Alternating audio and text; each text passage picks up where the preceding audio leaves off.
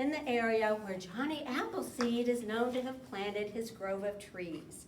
And when not roaming, she read biographies. And as for writing, Lynn will tell you a childhood adventure and writing assignment with her Aunt Ruth may have had a hand in planting the seed for her lifelong interest in writing historical fiction. And while her daughters were young, Lynn worked for a time in a pediatric office and later on the editorial staff of a psychoanalytic journal at Emory University. Simultaneously, she wrote children's books, a total of 11 chapter books and 3 picture books, including The Mightiest Heart, for which she was named 1999 Georgia Author of the Year. Wow. And when I think of Lynn's adult books, I often think of that Barbara Mandrell song that with the line, I was country when country wasn't cool. Remember that song? Yes, okay. Because Lynn was writing about women overlooked by history way before the whole genre of historical fiction about overlooked women in history was cool. In fact, in 2007, when she turned her eye toward historical fiction, she released I Am Rembrandt's Daughter, which promptly became 2007 Barnes & Noble Discover Great New Writers selection. It was her first novel for a general audience and the result of 8 years of research and travel.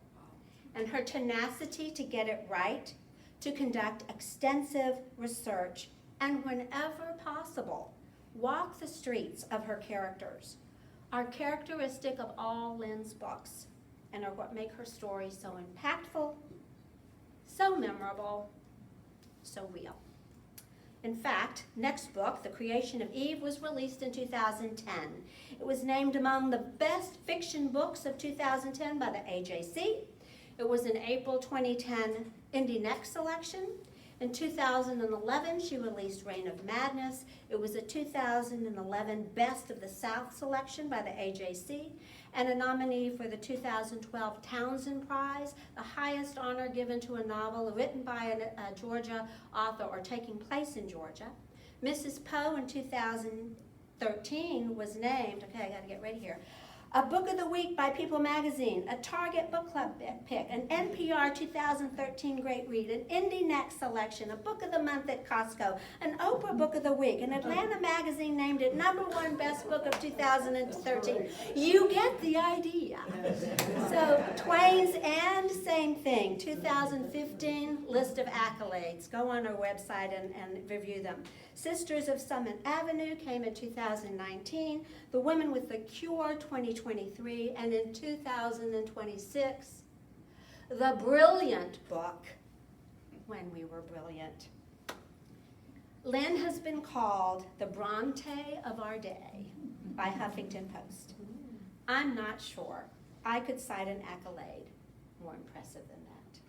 Ladies and gentlemen, Mrs. Lynn Cullen.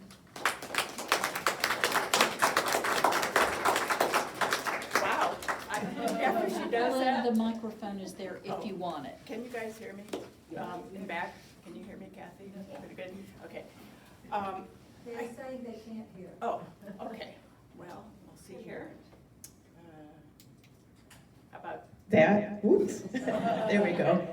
I don't even feel like talking anymore, though. She said it all. I don't even know who that person is. But anyhow, I am very thrilled to be here today to talk to this organization, which is many great organizations together. Some of you are celebrating an anniversary. This is the year Marilyn Monroe celebrates an anniversary. This is her 100th year anniversary. Her birthday would have been June 1st, 2026, or is. So, yes. So we're here on an important year for all of us. And I'd like to talk to you today about this book and how it came to be. And I hope after we talk, you'll get a little inkling that Marilyn is nothing like what you might have thought. And my hope is that if you read the book, you'll especially know that that's true. She's so different I found in my research. But to start with, why did I write this book? I always loved Marilyn Monroe. I talked to, where are you, Marilyn? Marilyn, yes. Like we had talked, that how we both loved Marilyn from an early age. I saw her on the 7-Year Itch on my home TV, and I was fascinated by her. The interesting thing about Marilyn, she kind of, she's like a Rorschach blotch, that you see what you want in her. As a little kid, I saw this beautiful butterfly who was flitting away from all the men, just avoiding being trapped. And I was intrigued by her, and I was scared for her. So I just kind of grew up just wanting to know her, and I also worried about, is that how women are supposed to be? I really did, because I knew she, even as a little kid, I knew that she was, you know, what was put up there as the most beautiful, fabulous woman. So anyhow, I carried this love of her for a long time, and when I started writing adult books, as Annelle said, I had done children's books for years. I did it when my 3 kids, who I had in 4 years' time, when they were small, all I could manage were the children's books, which are not so easy. I don't know if anyone here is a children's book writer, but that's not exactly a walk in the park either. But and when I got a little more time and wanted to do adult books, one of the very first subjects I wanted to write about was Marilyn Monroe. But I went to the library, in fact, all fired up to do some research, and I found Blonde had just come out by Joyce Carol Oates. And with someone of her stature, I went, oh no, that's it. No Marilyn book for me. And I didn't go back to the subject for years. So finally, after my most recent book, before this one, The Woman with the Cure, I was thinking, what about Marilyn again? What's a new, fresh angle? It's been 20, 30 years. What's a new, fresh angle that I could do on her? And I thought, well, what about all the women photographers? I knew that Marilyn was really made by her image. All these photographs are how we know Marilyn. We think we know Marilyn, at least. And so I thought, okay, I'm interested in the women who photographed her. And I found out there was only one woman who she sat for. Just one. Out of all those photographs, there's just this one photographer. Her name was Eve Arnold. Let's see if I get this. Yep, there's Eve right there. So I thought, okay, what about this Eve Arnold? I knew nothing of her. I'd never heard of her before. Well, I instantly saw upon just a quick search that, oh, I had seen her work before. She contributed a lot to Life magazine and really everywhere. She was quite well known, or at least her photographs were well known, even if she wasn't. This one was in, I think, Life magazine. I remember seeing this photograph, Eve's. If you've ever seen a photograph of Malcolm X, you've seen this one, probably. This is the iconic one, Eve's. This picture that was on Life, the cover of Life magazine, of a baby's first 5 minutes of life, that's what this was, which was a revolutionary subject, because in the 50s when she did this, this is when women were anesthetized, into oblivion. Their husbands weren't there, possibly in the stork club, but a lot of times not even in the hospital. Anyhow, so nobody knew what happened with babies. They just were presented as a bundle, the next day. So Eve did this photo shoot on a baby in a hospital. And then pictures that I remember seeing that she'd done, and I realized they always look a little different. The movie stars look just a little bit, well, for one thing, unedited. And that was on purpose. Eve did not want to retouch. She wanted to use only natural light, and she did not like using a studio. She was a documentary photographer. She was a journalist, really, but she did it in an artistic way. That was important to her. Over here she is with Joan Crawford. And there's Eve in the background there. And I should mention, I will get into this, but all these photographs are mentioned in the book, by the way, because they became the basis as I became familiar with her. Anyhow, and then I saw this picture of Marilyn Monroe. And you see this, and have you seen Marilyn look like this? Well, Eve even described her as, well, pudgy and not exceptionally beautiful in this, Hollywood sort of way. She was really an average person. She projected this special something that we all think of as Marilyn Monroe. So I thought, okay, I do love this Eve, and I like what she's doing with Marilyn. And so next step was to get a book that was at that time out of print. It is now back in print as of last year. It looks like this, but this is what it looked like. And inside this, it's set up as a biography of their shoots. Well, first she does a biography of Marilyn herself, a short one of that. But then she has the book set up shoot by shoot over the 10 years that they knew each other. And so I began to familiarize myself with these different shoots through time. This represents one of the first shoots. It actually didn't come to be. She didn't actually take this one. She was going to meet Marilyn. Any of you who have read the book read about the scene where they were supposed to meet and had a miscommunication, and Marilyn came down the side of a cliff at a beach on the North Shore of Long Island, dressed like this with army boots on. And she created this huge stir, but she kind of jilted Eve. So things did not start out well with them. So the next shoot, Marilyn insisted that there be a next shoot, by the way. She said, please let us do another shoot. And Eve kind of agreed reluctantly, because it didn't do anything for Eve's career to take these photographs of a starlet who descends down a cliff in her bikini and boots, a show, someone who's just trying to hog the camera. Eve was serious. She wanted to show the unseen of the world. So she cooked up a shoot, a scene near where Eve lived at the time. Marilyn was visiting there on the Long Island, North Shore of Long Island, I should say. And so she took Marilyn to a playground, that was nearby, not expecting much. But she was surprised to see that Marilyn really got into it. When Eve started photographing, Marilyn gave her some interesting shoots.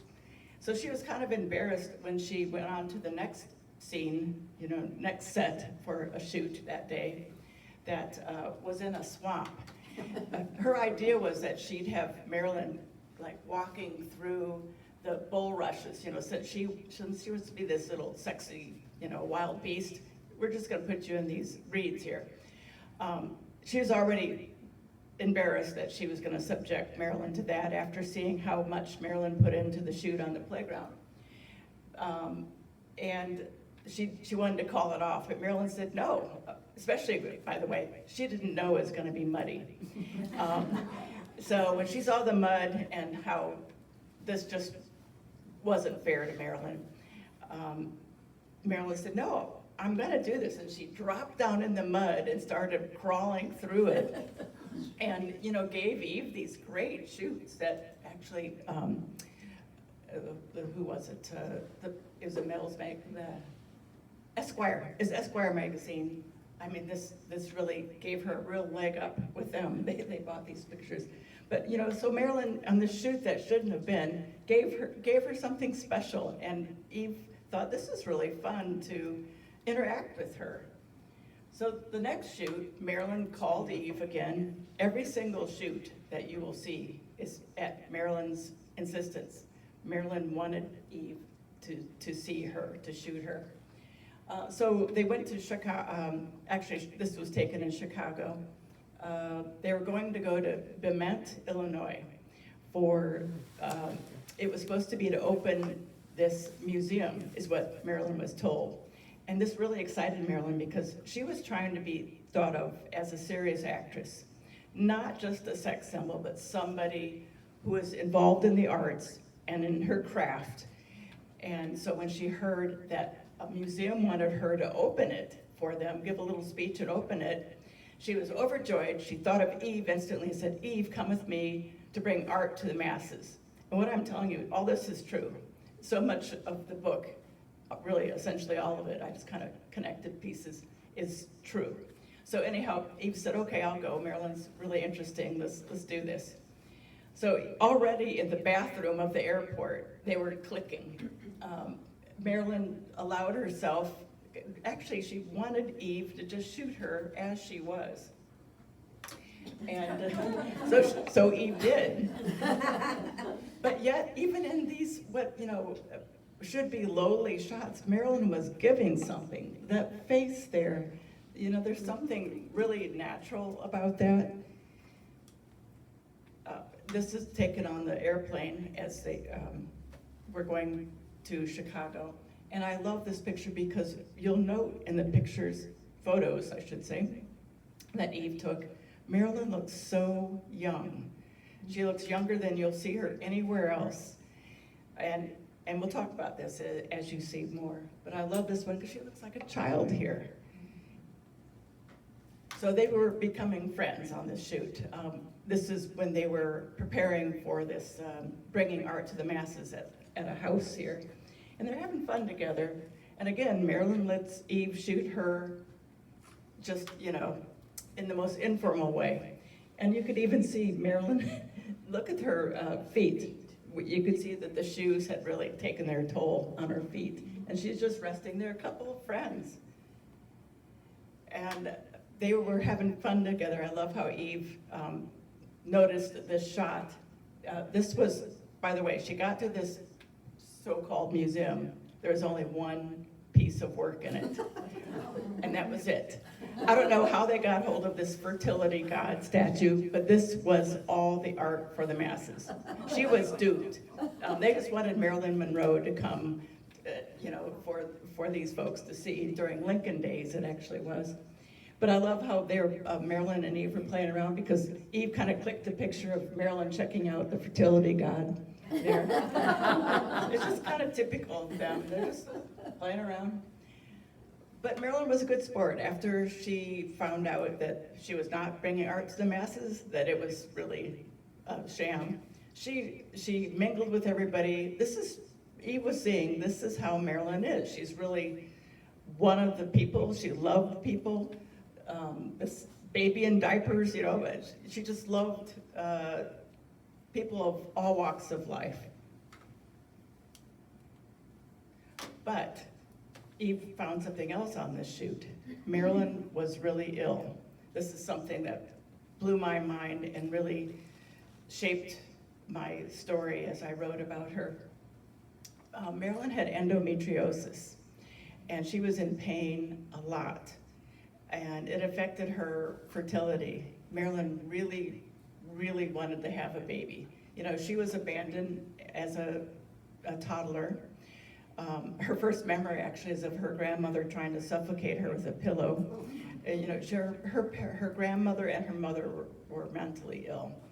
And so Marilyn was shuffled around on quite a number of foster homes and was in an orphanage. And so she just really wanted to have her own baby. But she couldn't. She had endometriosis and was in great pain. But she would always, Eve would find out on all these movie sets and stuff, Marilyn always gave so much of herself when she went places, did whatever she did. And she was in pain this whole time. And here's another picture from that. So the next shoot, this was, Marilyn had formed her own production company, which is amazing because Hollywood was not giving her any help at all. And she decided to form her own production company, and her company attracted Laurence Olivier, who was at the time the greatest actor in the world. And so Eve, who is now very good friends with Marilyn, they did things socially. She was she asked Eve, of all the different photographers, to be with her for this press conference for her movie, The Prince and the Showgirl, which, by the way, don't watch, or maybe do. What you'll see is Marilyn acting.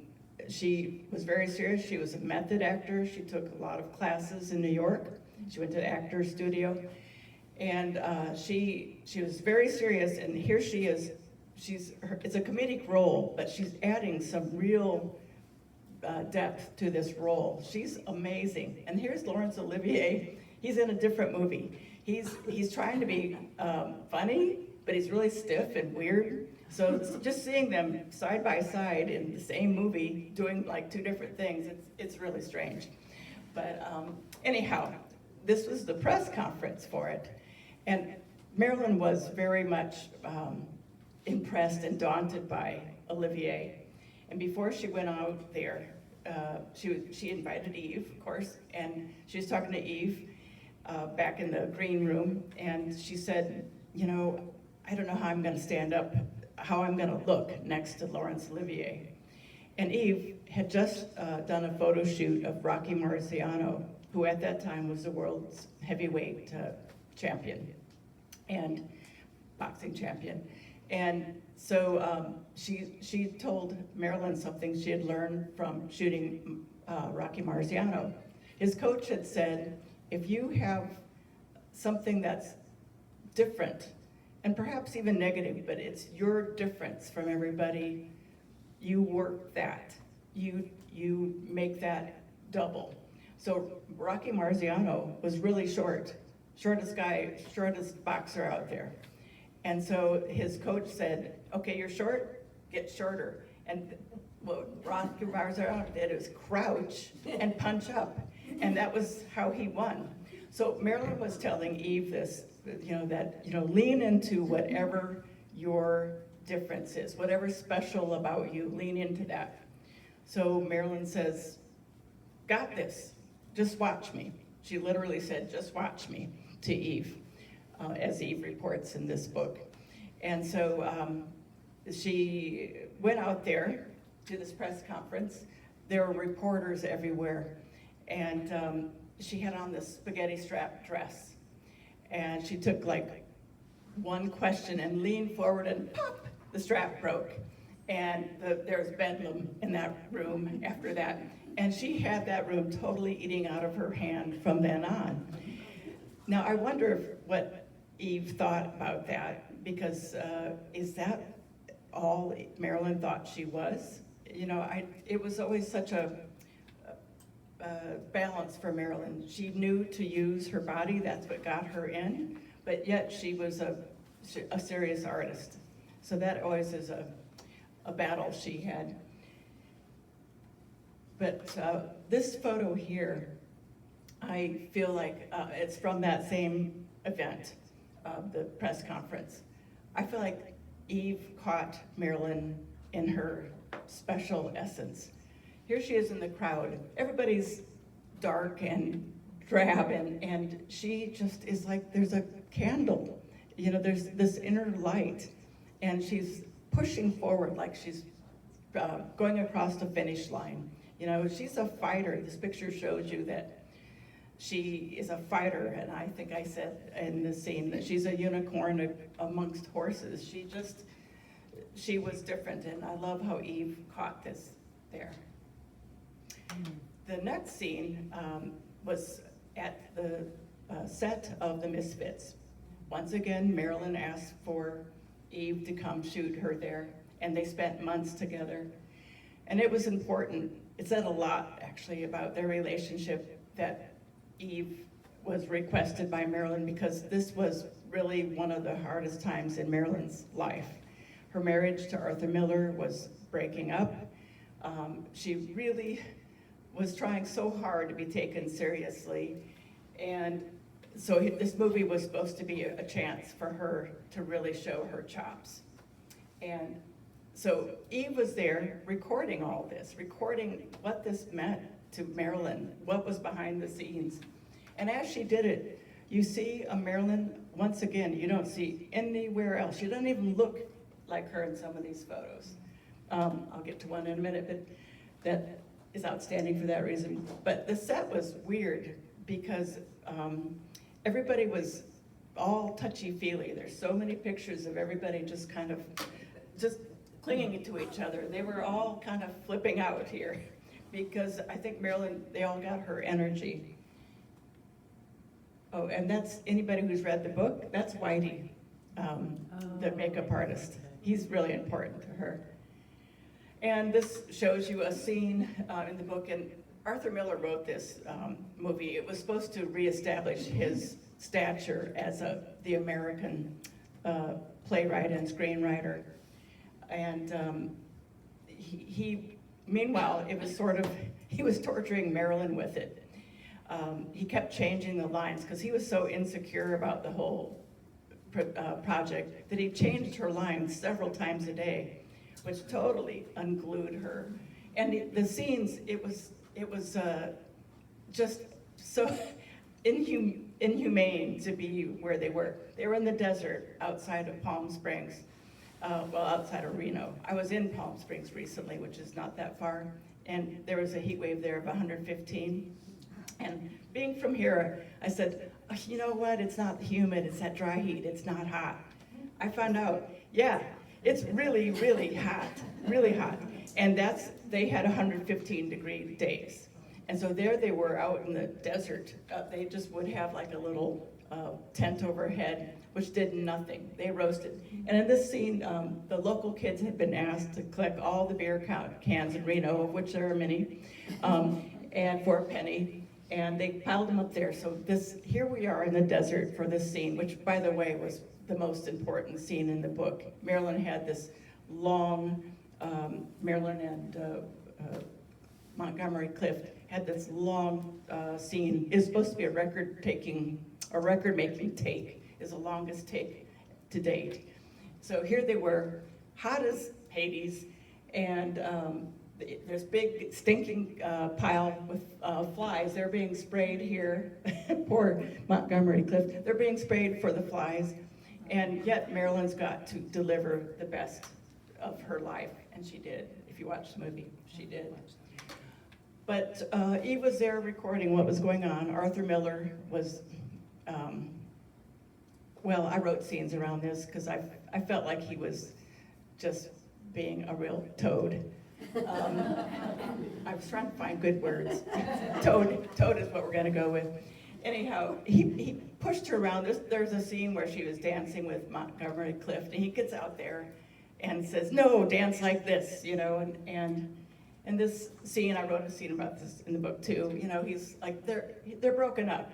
They're broken up and he's all possessive of her still, and you know, whatever. I just felt so sorry for Marilyn, and yet she delivered, even though she was given different lines all day long. And it wasn't easy. Marilyn was not one who just saw something and had it. She had to work at memorizing. So there's quite a few scenes of her that Eve captured, of her trying to remember. But I love this one. It doesn't even look real. You know, here she is, this small figure in this vast, unfeeling world. It's really very much an analogy of her. And yet she's tough. She's not giving up. She might be kind of balled up there, but she's not giving up. That is so Marilyn. And I included this one because, once again, Marilyn looks so young, really young, and you know, she's fascinated by this woman who is part of the crew, her baby. But this is the picture where I want to prove how if you saw this somewhere, would you even think this was Marilyn? Would you not know who this is? I wouldn't have known. She looks totally different. Gone are her pouty lips, and there are big teeth. And you know, this relaxed smile, and once again, she looks young. And I came to believe she looks young because this is Norma Jean, you know, the real Marilyn, not the one that Marilyn made up, but this is the real Norma Jean, and she wanted Eve to see her. That's why she chose Eve, and only Eve, you can, we'll talk about this later, but only Eve could capture this. They had that relationship. This is one of the few studio shots. And again, you know, to me, she looked less sexy, but, and just more at peace, more tired. This was from that same shoot. I showed you this early on, but this is actually done after the Misfits for the studio shots. And Marilyn said, I want to look like Botticelli's Venus. And so Eve said, okay. She got a little sheet, that's the best she could do for the shell. And she bought this backdrop, and Marilyn filled in the rest. This was their final shoot. Marilyn was very, very sick. She had been hospitalized again for endometriosis. Meanwhile, she'd had hospitalizations for her mental health as well. And here she is. She wanted Eve there because she wanted to prove that I'm not sick. I want my fans to know, don't count me out. I'm here. And I learned a lot about hair through Eve talking about this. I didn't realize that this Kenneth, who is known as Jackie's Kenneth, he was Jackie Kennedy's hairdresser. And this hairdo, I didn't know this, my mother wore this. It's called the club cut. And everybody wore it, from Jackie to Marilyn to, I make a point of this in the book, to even Mary Tyler Moore, you know, just everybody, that was a cut. So I put all these things together and thought, you know, I really want to write this book. I will base it, I decided early on that I would just do, just like Eve did, base it on the different shoots. I had some work though, because I had to connect all that with what was going on with Eve, who was meanwhile shooting everything of importance and you know, showing it to the world. Her motto was, you know, I want to show the unseen. And so anyhow, I thought, this is a book. I really want to do this book. And as Anil had mentioned, I do go to every scene I possibly can. Some books I've been to every single scene in the book, and I tend to do that. And so I was in New York with my daughter early on, looking at some of the places Marilyn had been, and my daughter said, hey Mom, let's go to the subway grate. I understand you can go to that. It's on Lexington and 51st, I think. And she said, let's get a picture of you. Why don't you stand on it? When we got there, she said, stand on it. Because, you know, in the book, there's a big scene about it that shows what happened was underneath this grate. In the movie, it's supposed to be that subway train goes by and the air goes up. But what actually happened was a special effects guy got under there with a big fan and kept blowing and blowing her dress up high, and that's what you see. It's no subway train, it's a fan really blowing her skirt up. So my daughter said, okay Mom, I'm gonna take your picture there.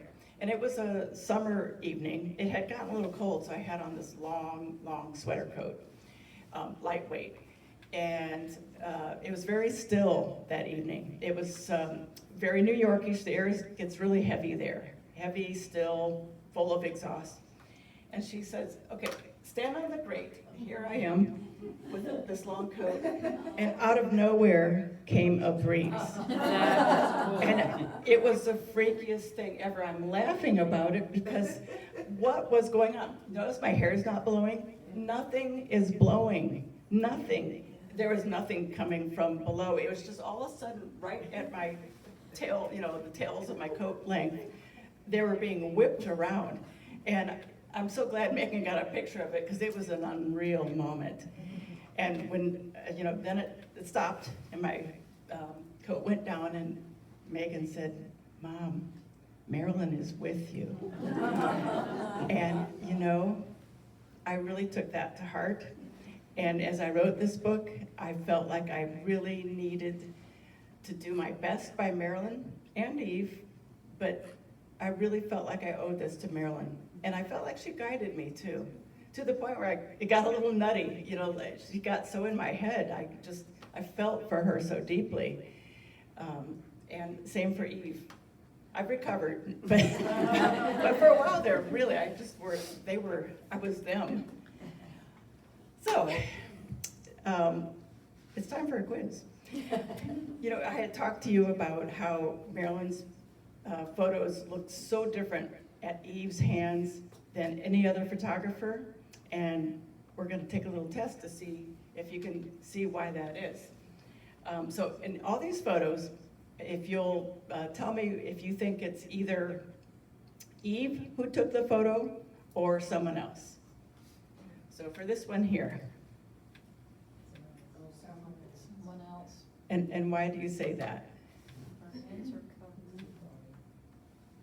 What was that? Her hands are covered. And trying to make her look really sexy. Yeah, there's that too. And you know, what I started learning from looking at the photos is, I learned this in general about photography, is what the subject gives to the photographer. And so here, Marilyn and the photographer have no rapport. She's just taking these publicity shots. And this would never be how it is with Eve, because there's a communication there generally, or Eve is seeing something being projected from Marilyn, and there's none of that there. So knowing that, what do you think of this one? Yes, because for one, once again, I don't think she looks much like Marilyn. She's gorgeous in her own fantastic way, but she's not the Marilyn gorgeous. And her face is softer, and teeth, they're just unique. Someone else. Okay.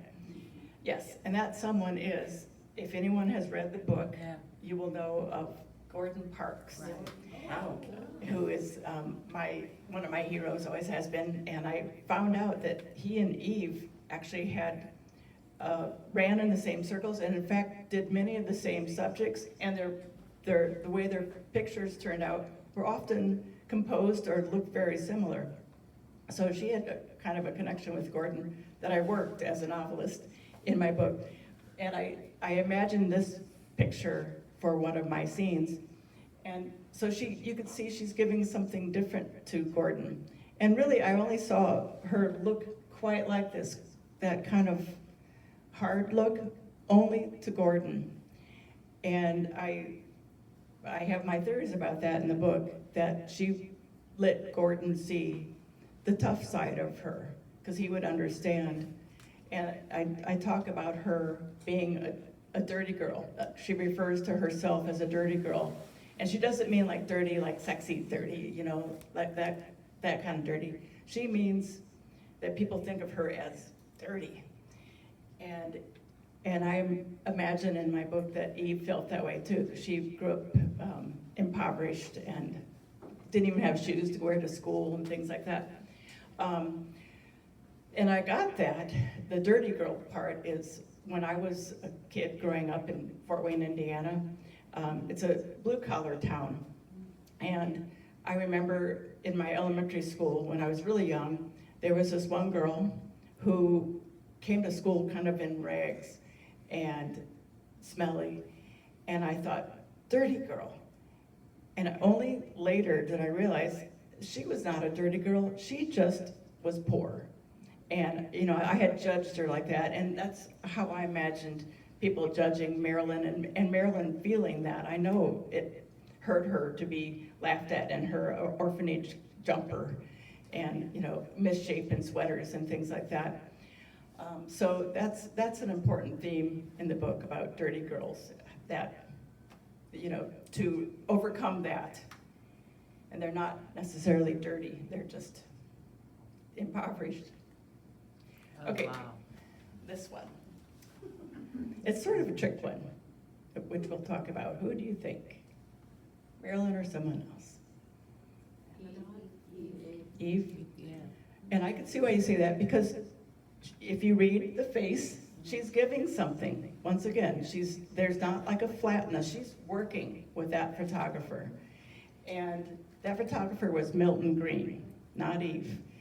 Milton Green was the man who helped her have her production company, which meant everything to her, and they did a lot of shoots together. They had a really good artistic relationship. So you could see it. But again, it's not the same face that you'd see her give Eve. She always gives that, well, that Norma Jean look to Eve. And that's not Norma Jean there. Well, at least it's a different Norma Jean. Eve, yep. Hello, Norma Jean.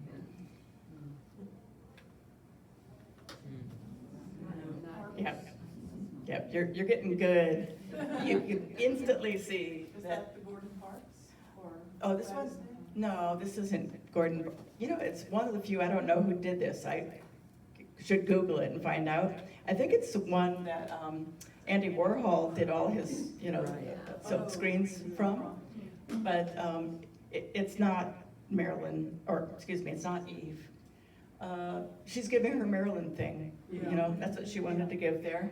Those lips, oh my gosh, the lips are just so different. Yeah, and teeth. Somehow she makes her teeth smaller, for many others, not all, but mostly. Okay, this one. Wow. It's a. I think it's a trick. It's a trick. It is, because once again, she has a relationship with the photographer.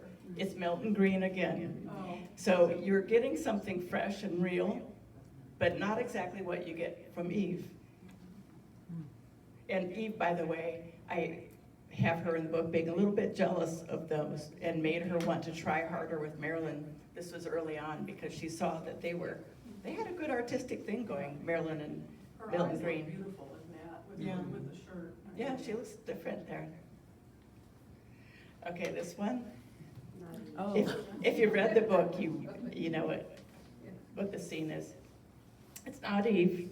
It's Philippe Halsman, who had this gimmick of he had every subject jump because he said no one can pretend to be something they aren't when they're jumping. I can catch the real person when they're jumping.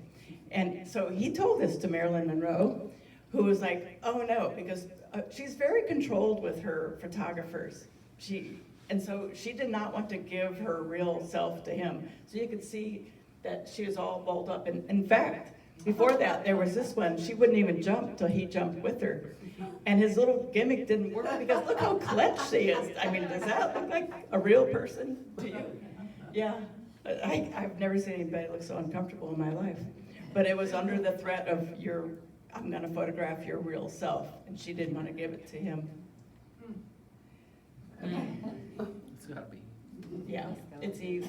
This is on the on Long Island, the summer that she was hanging out with Arthur Miller and Marilyn. Eve was.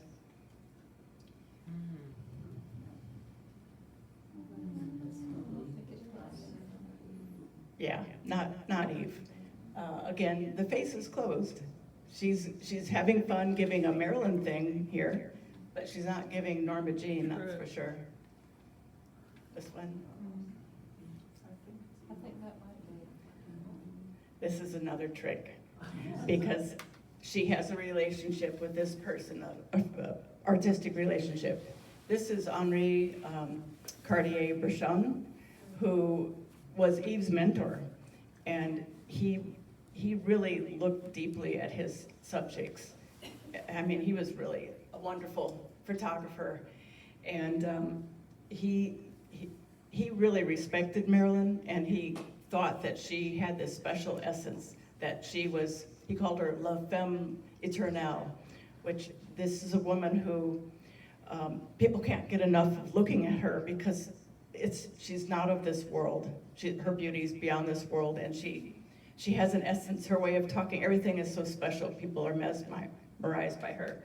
And so, you know what? When she's being photographed by him, she gives him la femme éternelle, She looks so otherworldly and delicate and beautiful in his shots.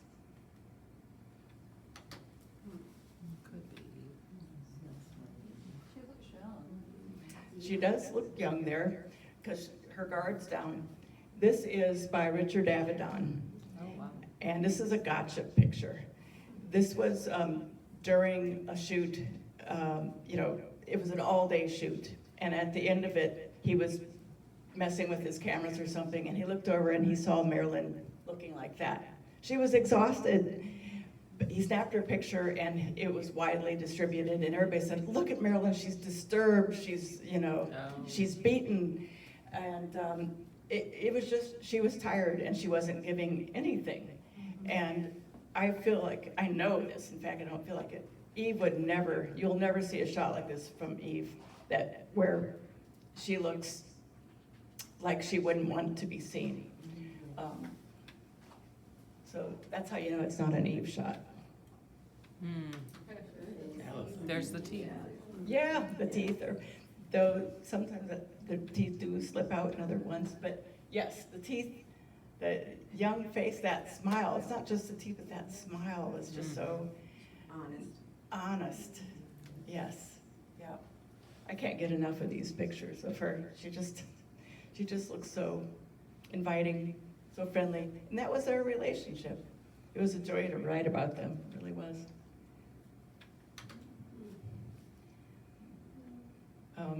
Well, this once more is Mr.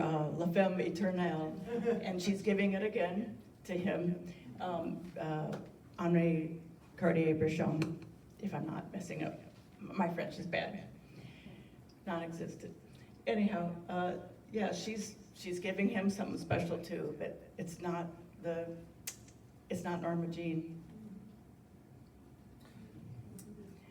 Now this is a trick.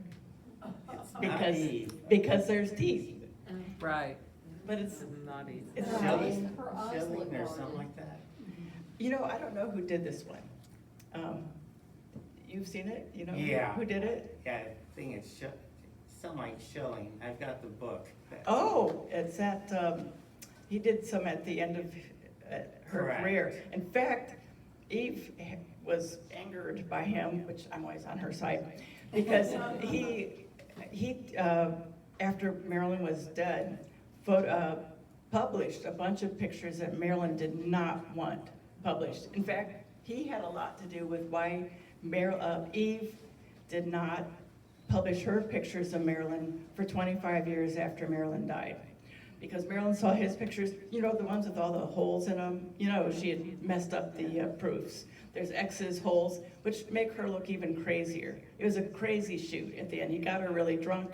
It was not flattering, and Marilyn did not want those pictures out there. So what's he do? He publishes them after she dies. And again, for the centennial. Richard Schiller. Anyhow, so when Eve saw his photos, and then when she saw a photo in the newspaper of of Marilyn, I thought I turned that off. My watch, I don't know how you turn that off. Anyhow, the picture in a newspaper of Marilyn in the morgue, like her foot, on the slab, that was it for Eve. She said, I am not publishing any photos. I'm not making a dime off Marilyn like all these other people. I'm not doing it. And she didn't. It was only when she was out doing a shoot she was doing the shoot of America, of all things. She wanted to do a book on America. She was taking America's portrait. And she heard the candle in the wind, the candle in the wind. And she heard that, and it was the lines, Hollywood made her, and Hollywood broke her. That broke Eve. She said, that is not Marilyn. Hollywood did not make her. They did not help her at all. Marilyn made herself. And so that's what the emphasis of her book was, that Hollywood, the candle in the wind had it all wrong about Marilyn. She wanted to get it right. So, once again, you all know this one by now. Who did this? That's Eve. Yep, Eve. And this one, I actually end my book using this picture. And I've talked to Eve's grandson, Michael, who now runs her estate and is the one who sets up exhibitions and got that reprinted and everything. He does everything for Eve. And he had read the book, I didn't let him see it till after it was published, and boy, was I nervous. If he hated it, my heart would have been broken, but I really hoped he wouldn't, because I tried so hard to be honest and show Eve how great Eve was. And he said, reading this book was like hearing my grandmother. And he kept saying, how did you do it? How did you do it? And I told him, I looked at her photographs. It was all between the lines in those photographs. You know, I could really understand her. It helped also that Eve wrote about 20 books, and I read them and looked at all her pictures. But her work it shows who she is. And it's funny, because the final unseen person being seen is Eve in my book. And so her grandson said, I can't believe that you understood this picture, that it's a kiss from Marilyn, from Marilyn to Eve. He said, we call it the kiss around here. And anyhow, I'm gonna leave you with that, from Marilyn to Eve. And there's Eve, by the way, in her final years. There we go. All right. Thank you. Thank you. Do we have time for questions? Do we want to do questions? I don't know when. Yeah, let's have some questions. Come Okay. on. Okay. Yeah. How old was Eve when she was doing the photograph? Are they close in age? They were, I believe, 9 years apart. I am really bad at numbers, and if whatever it says in my book is how it is. My book is way better than me. I think they're about 9 years apart. So I believe she was, and maybe it's 7 years, because she was in her early 40s, and Marilyn was 26 when they first met. Yeah, so I guess it was 7 years after all, something like that. Yes. How long did it take you to write the book? Oh, a couple years. Yeah. Yeah. Happy years. I love being in their skin. They were so interesting and fun. And to see their relationship, you know, their friendship really was beautiful to see. And it wasn't easy. They did not just instantly hit it off. And it did not, Eve thought at first, as I'd mentioned, it did not behoove Eve to photograph Marilyn. But that's not how it turned out. Yeah. I've read the book, and I really like that you showed her being jealous and angry at Marilyn. Yeah. You know, it was, I love how just that whole being of two women who care about each other and the feelings Yeah. go back and forth. Yeah, it's not, a real story about them wouldn't just be peachy keen the whole time. Right. And Marilyn demanded a lot out of Eve, who I saw in real life in interviews. Eve was uncomfortable with that. So that's where I got that for the book. Eve made it pretty clear that she was uncomfortable with, as this is what Marilyn, or what Eve said in an interview. She said, you know, Marilyn wanted me to be her mommy, and she wanted to be the little lost girl. And she said, and I didn't want her to be the little lost girl. So, you know, yes, they had to find their way. Thanks for noticing. That was so important. Do you know the metamorphosis of the blonde? When I was just looking at her pictures as a brunette, and her eyes you can kind of see, but it just looks like a totally different person. Do you know how that came about? Was that Hollywood? Was that Marilyn? Why did she transform to a blonde? Do you know? I think she started out as a model, as an accidental model, as a 16-year-old. She worked in she might have been 17 or 18 by the time she worked in a munitions factory. She was a Rosie the Riveter during the war. And so the U.S. Army was taking some publicity shots of Rosie the Riveters, and they got Marilyn. And she loved it. She thought, this is my life, but she was dark-haired. And so she wanted to do more modeling. She was married at the time because when she was 16, she got married to get out of the house. Or not get out of the house, to have a house. I put that wrong. She was going to have to go back in the orphanage, and so she married a neighbor boy. who was in the Merchant Marines and then in the service. She never saw him. He did not like, though, when he found out that she was a model.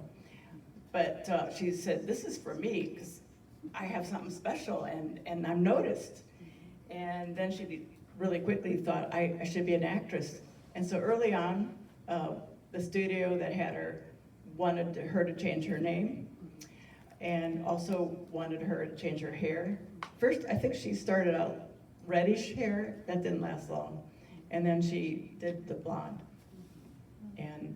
And she started creating that Marilyn look with Whitey. Remember the picture of, I mentioned about the makeup artist? He was there from the very beginning.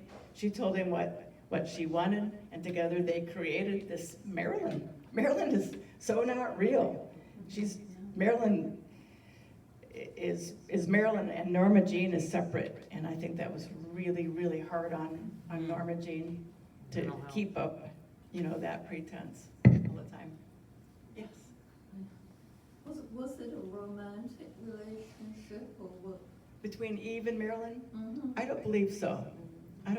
I think, for a while I thought, could it be? And that would have been okay, but I also think it's important to recognize that women can have really intense relationships that are not romantic. In fact, I think we have, over a period of time, our relationships are more intense with women than they are men, because we have more things in common at times. So I don't think it was, I didn't really read anywhere that was a thing between Eve and Marilyn. Yes. So what was it like for you when you finally finished this book? Because you've been so immersed in her since you were a little girl. Is there a sense of relief, or is there a sense of sorrow, or? I did miss them Uh-huh. when I was done. I did.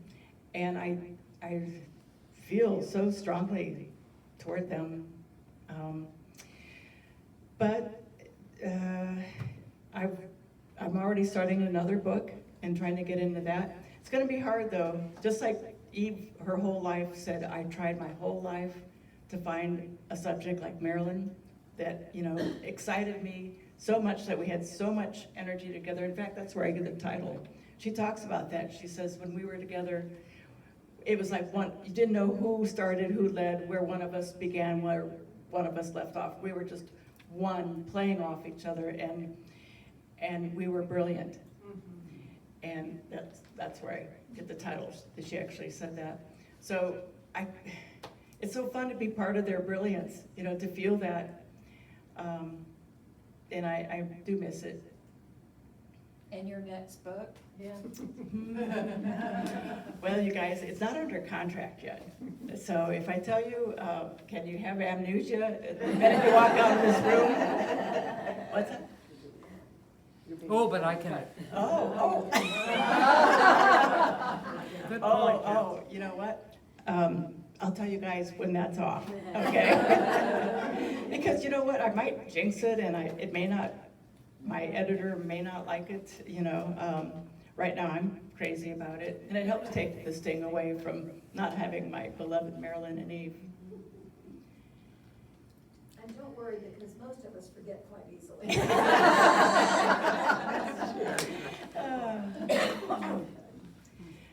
Any other question? Yeah. How old was she when she passed away? Marilyn or Eve? Marilyn. She was 36. Oh, wow. 36. Yep. Hollywood did her no favors. No. She stayed looking like that. I know. No, she was, I noticed the photo shoots later from other photographers. She's looking older. And life was hard for Marilyn. She was really sick, as I pointed out, very sick. Personally, her marriages just weren't working. She was trying to hold up being Marilyn when she really wanted to be Norma Jean. She just had all these pressures, and she was really taking sleep medication because she famously could not sleep. I write about in the book a lot. She could not sleep, and she was known to take a bunch to fall asleep because she She had taken these for so long, she had some immunity, so she would take bunches, and she would wake up in the middle of the night and take bunches more. And she did overdose a few times, but was caught. But that final time, no one was there to catch her.